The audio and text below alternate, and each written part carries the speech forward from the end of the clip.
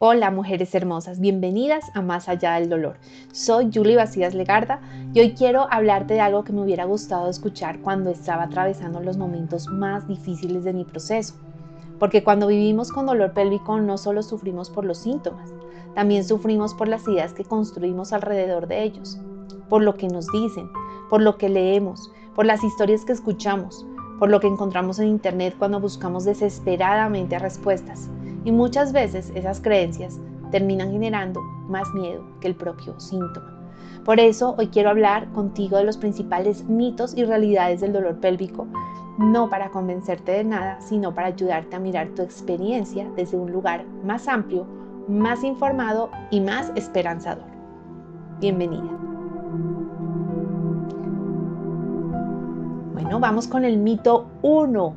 Si me duele, algo debe estar dañado. Esa fue una de las primeras cosas que yo creí, porque parece lógico. Nos enseñaron que el dolor significa lesión, dolor significa daño, dolor significa que algo está roto, pero hoy sabemos que no siempre funciona así. La ciencia del dolor ha demostrado que podemos tener dolor sin un daño significativo y también daño sin un dolor, como fue mi caso en particular. El dolor es una señal de protección producida por el sistema nervioso, y aunque a veces sí refleja una lesión, otras veces refleja una alarma que se quedó simplemente encendida. Mito 2. Si los exámenes salen normales, entonces todo está en mi cabeza. No.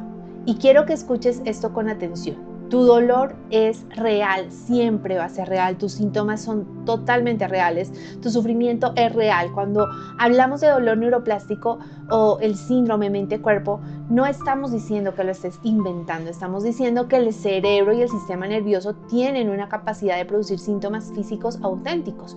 Es lo que se conoce comúnmente como somatizar.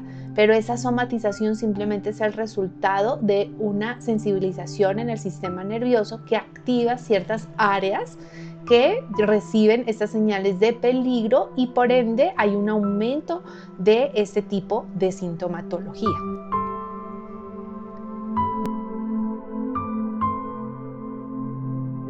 Mito 3. ¿Y si los médicos no encontraron algo grave? Esta pregunta puede convertirse en una obsesión, porque he conocido personas que empiezan a preguntarse, ¿y si se equivocaron? ¿Y si faltó un examen? ¿Y si hay algo oculto? Entonces empezamos a buscar valoraciones adecuadas, buscar otro tipo de médicos, descartar condiciones importantes, seguir buscando respuestas solo desde lo biológico. Y esto refuerza muchísimo miedo y la sensación de peligro. Y ese peligro mantiene súper activo el sistema nervioso.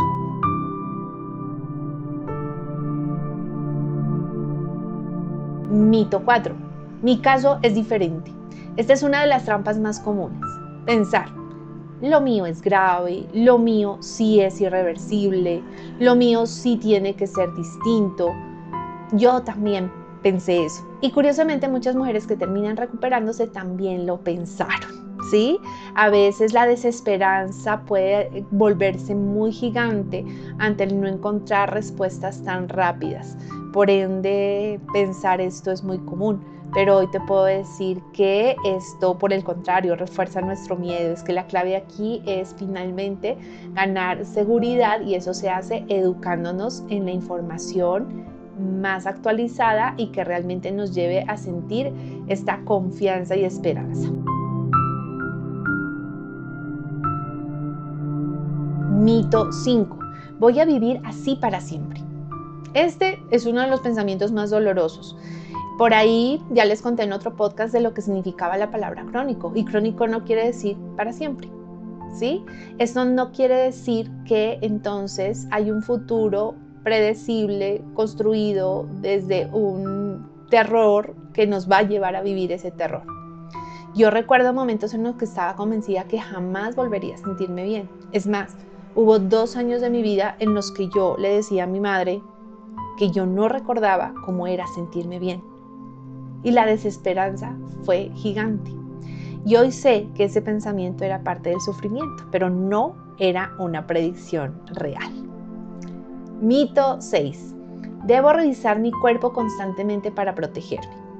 Lo que hemos hablado de la hipervigilancia. Les invito a que escuchen el podcast de la hipervigilancia. Precisamente el escanear síntomas, comparar días, analizar sensaciones, buscar cambios, medir constantemente cómo está el cuerpo. Muchas mujeres vivimos así durante años, pero el cerebro interpreta esa vigilancia continua como una evidencia de peligro y aquello que vigilamos constantemente suele amplificarse. Ojo con eso. De hecho, yo he tendido a tener esto desde muy niña y ahora con lo que he aprendido ya sé que es simplemente una alarma de mi cerebro, y cuando yo genero esa calma cognitiva, esa autoinstrucción porque conozco la información de mi cerebro, la alarma no se amplifica y tiende a apagarse rápidamente. Mito 7. Las emociones no tienen nada que ver. Pues bien, las emociones no son la única explicación, efectivamente, pero tampoco podemos ignorarlas. Investigadores como el Dr. John Sarno, Howard Schubiner y Alan Gordon han demostrado cómo el estrés, la presión interna, la represión emocional, el miedo, la resistencia a sentir los síntomas, la hipervigilancia, también pueden influir en la persistencia del dolor. Y no porque el dolor sea imaginario, sino porque el cuerpo, el cerebro y las emociones forman parte del mismo sistema.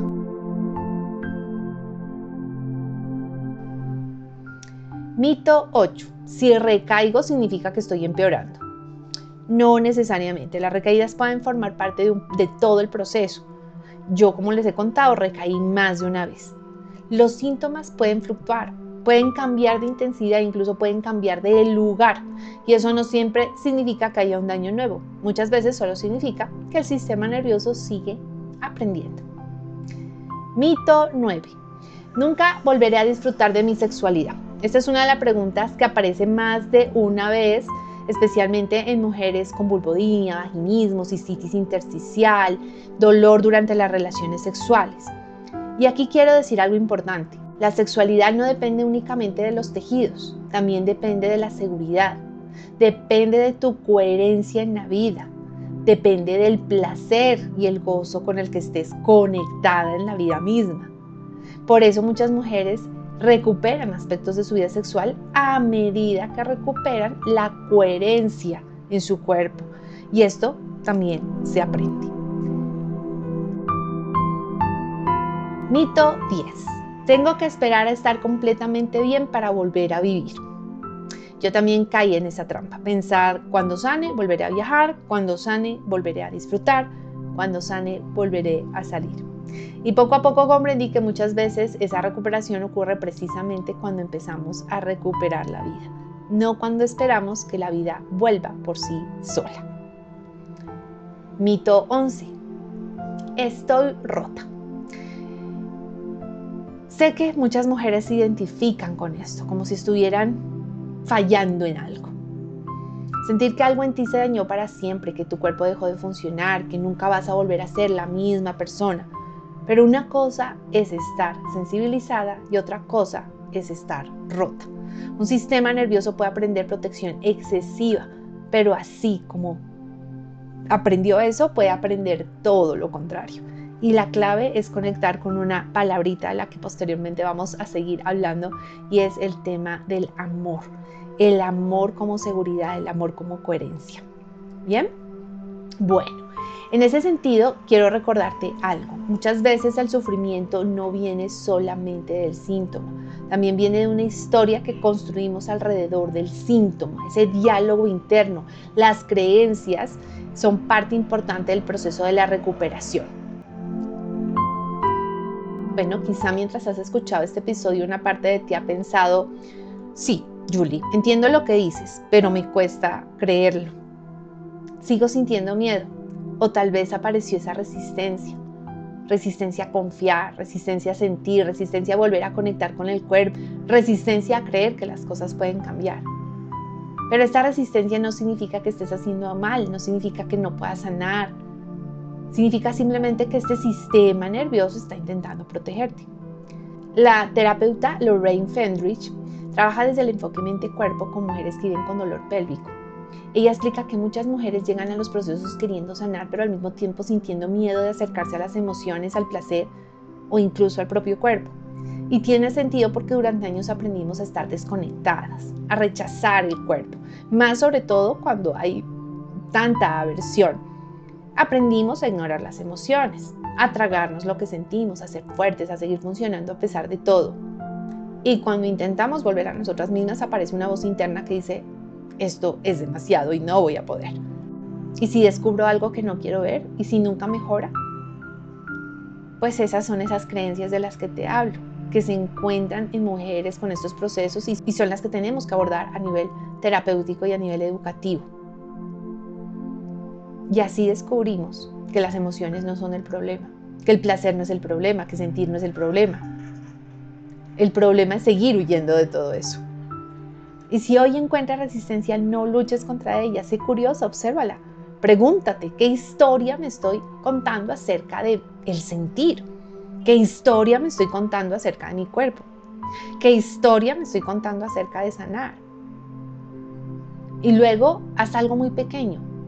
No una hora, no 30 minutos, no una práctica perfecta, solo un minuto. Un minuto de presencia, un minuto sintiendo tu respiración, un minutito observando tu cuerpo sin intentar arreglarlo, un minuto conectando con algo agradable. Así aprendemos, en pequeñas dosis. No tienen que ser meditaciones largas donde tengas que estar una hora respirando. Aún no, si no le estás acostumbrada.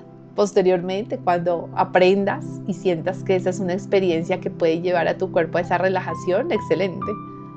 Pero de momento, si no estás acostumbrada, un minuto es suficiente para recordarte eso, que ese mismo dolor, esos mismos síntomas no son peligrosos, que tu sensibilidad no es un defecto, que tu placer no es egoísmo, que tu cuerpo no está en tu contra.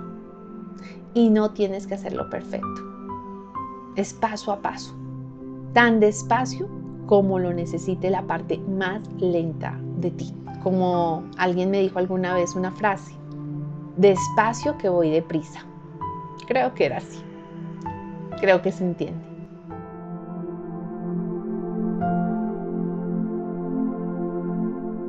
Minuto de conciencia con Julie. Preguntas. ¿Cuál de estos mitos ha tenido más poder sobre ti durante todo este tiempo? ¿Qué pasaría si empezara a cuestionar la historia más aterradora que me cuento sobre mi dolor? A ponerla en duda, que tal vez no es cierta. ¿Qué cambiará en mi vida si comenzara a relacionarme con mi cuerpo desde la confianza y no desde el miedo?